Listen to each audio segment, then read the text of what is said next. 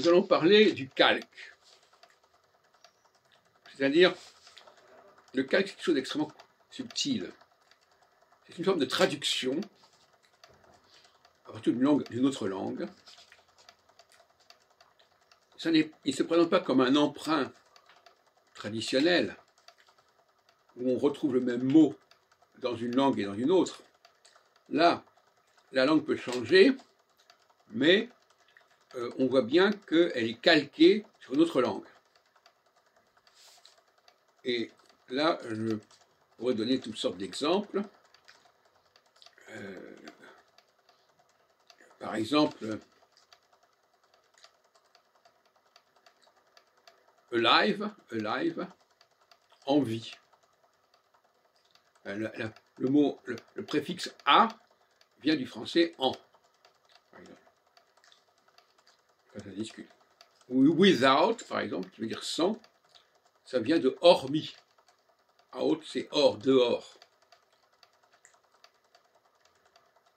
Et puis alors il y a aussi l'utilisation des préfixes comme replay, remake, qui viennent du français re, ceci, re, cela.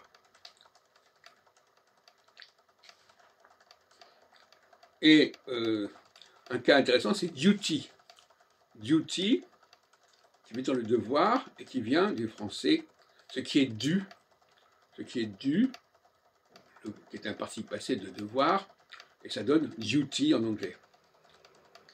Comme plenty vient du français plein, à laquelle on rajoute un suffixe ti. Tout ça, ce sont des calques d'une certaine manière. Alors, nous en parlerons plus longuement par la suite. Alors, un calque dont j'ai parlé déjà, c'est today. Today, c'est aujourd'hui. Today, au jour. Today. Et de la même façon, to eat, manger. Le to qui précède eat vient du français à accent grave. Je veux à manger, etc., etc. On pourrait continuer comme ça. On pourrait par exemple dire que all the same, qui veut dire tout de même, ça vient justement du français tout le même. Same, c'est même.